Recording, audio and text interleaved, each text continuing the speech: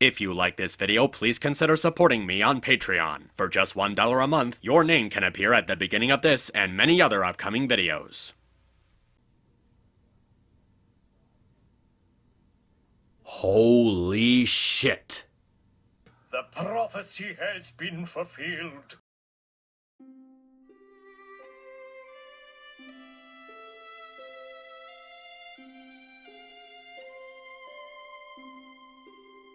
I honestly feel really melancholy talking about this episode in some way. Not because it was a bad episode, but because I'm starting to realize that this is the final normal episode of the show. It's the last Saturday morning airing, and then the show is going to end this upcoming Saturday. It's actually really surreal that it's going to happen soon, and with everything that's happened, it makes me feel a little bit empty.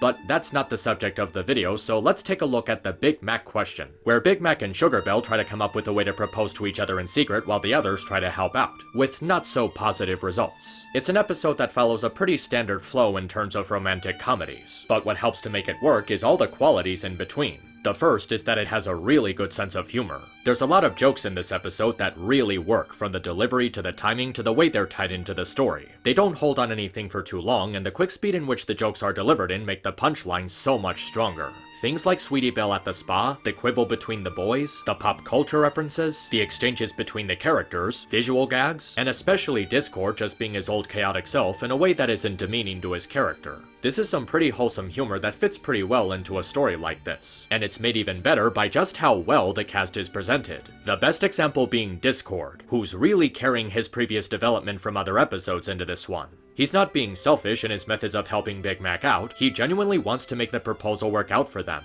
When he finds out about the big news, he's really enthusiastic and supportive of him. He takes the lesson he learned in the breakdown to heart and stops acting cynical towards the concept of love. It's just that his methods of helping out aren't exactly something the others are used to. Plus, him encouraging straightforwardness by just showing the message to Sugar Belle is a really unique step for him. He's always suggesting the most out-of-left-field perspective to a situation, but this is an exception where he prefers something to be handled normally. And rightfully so, since this is such an important thing for a close friend of his. I really love how Discord's smart aleck attitude is approached in a playful manner while still remaining in tune with his character development. He doesn't act like a jerkass, he's just being a trickster, poking fun at his friends while keeping it good-natured. Spike is pretty adorable in the way he acts as a hopeless romantic, which would make sense for him with his experiences with Rarity. He analyzes Big Mac in a way that shows how he's grown pretty familiar with him and has a right mind in supporting the proposal. His banter with Mrs. Cake is something new, and the way he accidentally burns the desserts from focusing on a single goal was pretty funny. The CMC also have a nice role in the story as they want to seek a shot at redemption by making up for the mess they made back in season 6. They have a much better dynamic this time around, with Apple Bloom expressing her excitement while the other two try to keep her in check.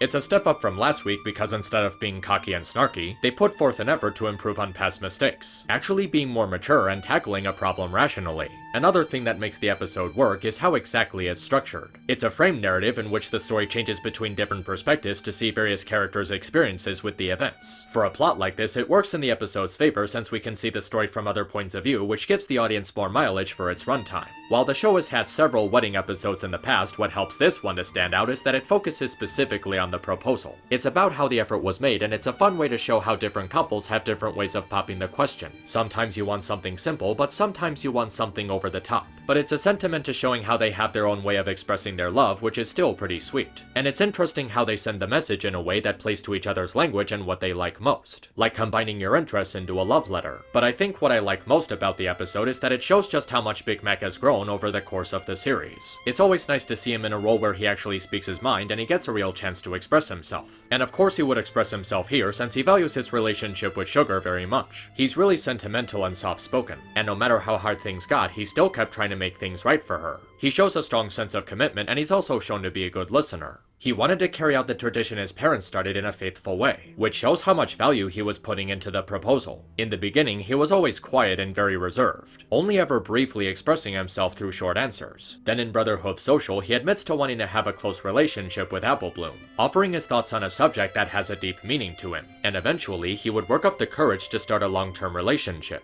Big Mac never got much spotlight in the series, so it was nice to know that his last episode had a special touch to it, and Sugar's message to him has a nice meaning to it. After all the crazy things that happened that day, she simply wanted to reassure him how even though things won't be perfect, it'll still be fine as long as they support each other. They don't have to do anything by themselves because the point of any relationship is working as a team. Sugar Belle really isn't just an object that exists to be Big Mac's love interest. This episode shows how she has an agency in the relationship, taking it upon herself to propose to Big Mac, and with her ending speech, she clearly takes the relationship seriously. She takes the initiative to express her feelings to him, putting her own weight into the partnership instead of leaving him to do everything on his own.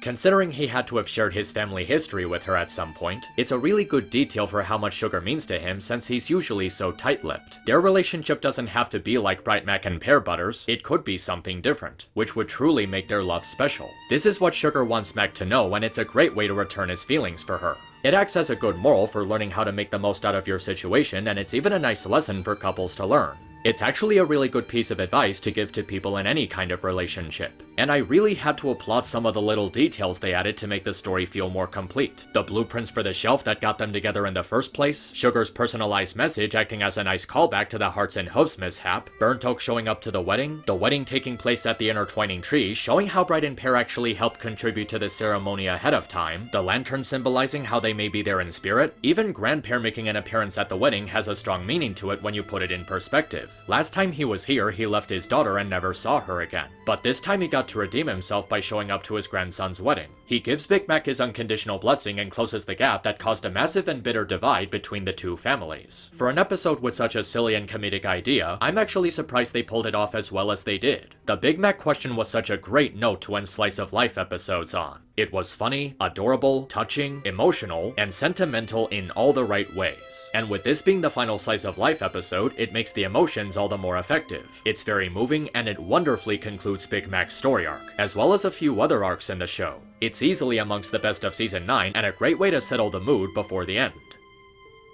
Which I still can't believe is about to happen. See you then.